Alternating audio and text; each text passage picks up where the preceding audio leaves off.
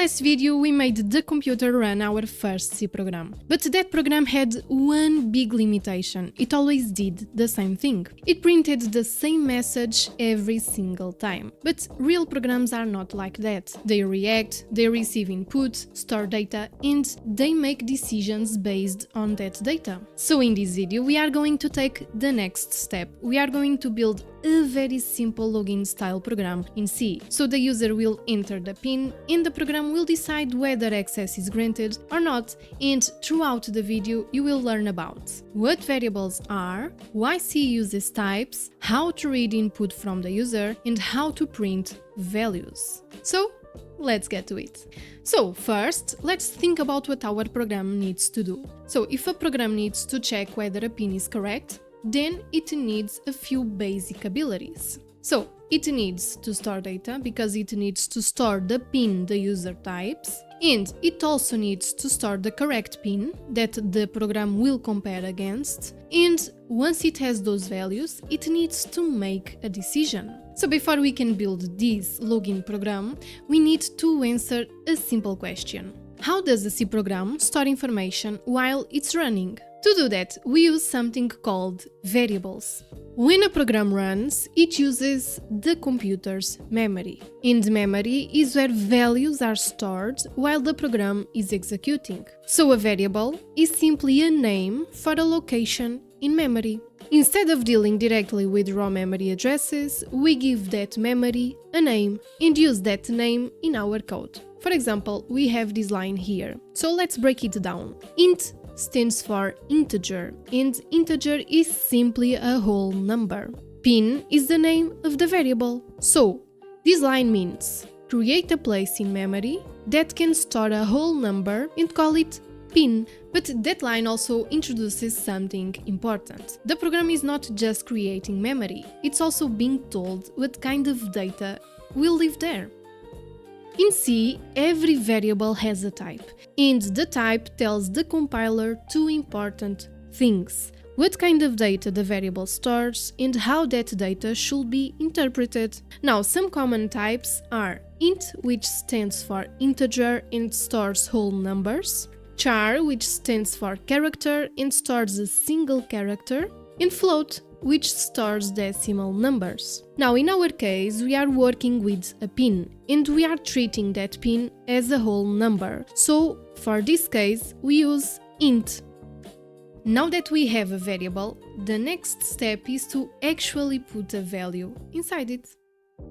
To store a value in a variable, we use assignment. For example, we have int correct underscore PIN equals to 1337. Here, the equals sign is the assignment operator. It means store the value 1337 into the variable called correct PIN. So this is useful for our program because we want to keep one variable for the correct PIN. So now the program has something to compare against. Now we can store values, but if we want to build a login program, we also need to communicate with the user, and that means display messages. To print output in C, we use a function called printf. The name printf stands for print formatted. The word formatted matters. It means printf can do more than print plain text. It can also insert values into that text. So for example, we have here a code snippet. Here we have int attempts equals to 3. This means that the variable called attempts will save an integer, and that integer will be the number 3. Now below we have the interesting part, the printf. So if you look at it, you will see that we have attempts left between quotes, and that part will be treated as plain text. However, we also have the %sign and the D. Now the %sign begins the format specifier, and the D stands for decimal integer. Both together means insert an integer value here. And this is why printf is called print formatted, because the text contains a placeholder and printf replaces that placeholder with a value, and in this case that value will be the number 3 because you can see that we have the variable attempts here. So let's compile this and run it so you can see what happens. So gcc, the name of the file, delete.c, -o, we will output to a file called delete. Now let's run the file. And here we have it, guys. So as you can see, the %d was replaced with the number 3 because we said to the program, A, replace the %d with the value saved on our variable called attempts. Now, we use the \n to print everything in the next line. Now we can print text in values, but because this is a hacker-focused series, there's something important you need to understand. Printf itself is not automatically vulnerable. The problem is how people use it. So for example, this line is safe because it just prints fixed text. It's between quotes. And the line below is also safe because the %sign and the s means print the value of text as literal text. Now, in this case, there's no user input because the value of the variable text is fixed. It won't change. But imagine that the value of the variable text would depend on the user input. Even if the user types something weird, it will be printed as plain text, as you can see here. However, if you use something like this, let me show you guys, like this here, this is dangerous. Why? Because printf treats its first argument as instructions, not just text. And if the user controls what goes inside printf, then the user can write something like this string and printf will try to execute them instead of printing them. So the safe rule is never let user input become the first argument of printf. If you want to print user text, use this instead. In this way, the user input will be treated as plain text. So always use a placeholder and never pass the variable directly as the first argument. This is very important, guys. Now that we know how to print output, the next step is the most important one for an interactive program, which is getting input from the user. To read inputs in C, we use a function called scanf. Scanf stands for scan formatted. Just like printf, it works with format specifiers. Here we have an example. So, the %sign and the d means read a decimal integer. So the program expects the user to type a number. The and sign means address of. It gives the memory location of the variable. So this is necessary because scanf needs to know where in memory should I store the value. So and pin means store the input in the memory location of pin. So if the user types 1337, then that value is stored inside the variable pin. So let's test this. Let's ask for the user to enter a number, a pin, and let's print that pin to see if this works. So first let's use printf and then enter your pin. Let's insert a new line and then let's print the pin that the user will insert. So printf again, %sign, d, and then pin. Let's enter a new line and save it. Let's compile the file and let's run it. Okay, enter your pin, 1, 2, 3, and here it is. Our pin is printed back, which means that this works. Now, this is what we use when we want the user to enter numbers. However, when we want the user to enter text, things change.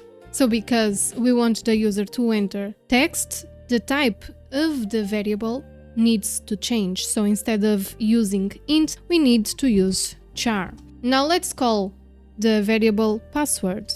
Then we need to use square brackets, and inside of the square brackets we will define the size of our password. So in this case I will give it 8 of size.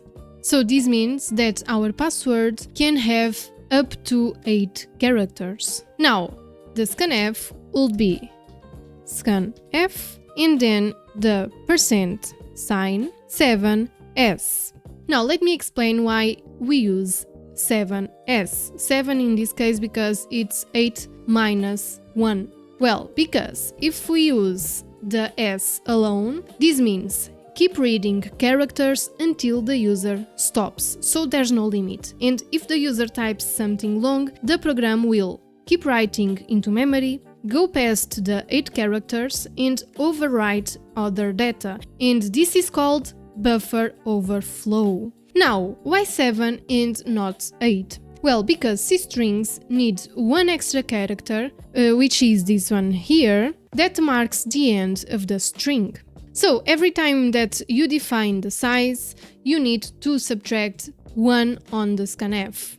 Now, as you know, the user input needs to be saved in a variable, and that variable is the password variable, like this here. Now, our program can receive input and store it, but it still needs to decide what to do with that input. To make a decision in C, we use an if statement. In our case, we want to compare the user input, which will be saved in the variable called pin, with the value stored on the variable called correct pin. So for that, we use if pin corresponds to correct pin. So basically, if the value pin is equal to the value incorrect pin, then printf login successful. Guys, so you know, there's a difference between using one equal sign and two equal signs. So you use one equal sign when you are assigning a value. So in this case, we are assigning this value to this variable. And you use two equal signs when you want to compare two values. So we want to compare the value stored in this variable with the value stored in this one. But in a login program, we don't just want to handle success. We also want to handle failure. And that's where else comes in. Else printf access denied, like so. So this means if both values do not match, then you print the message access denied. And lastly, we write return 0. Now we save the changes and we compile the file, so gcc delete, and output to a file called delete. Let's see if this works. So delete, enter your pin, so let's enter 1, 2, 3, 4. Access denied, so this works, guys. So let's try the correct pin. So 1337 and login successful.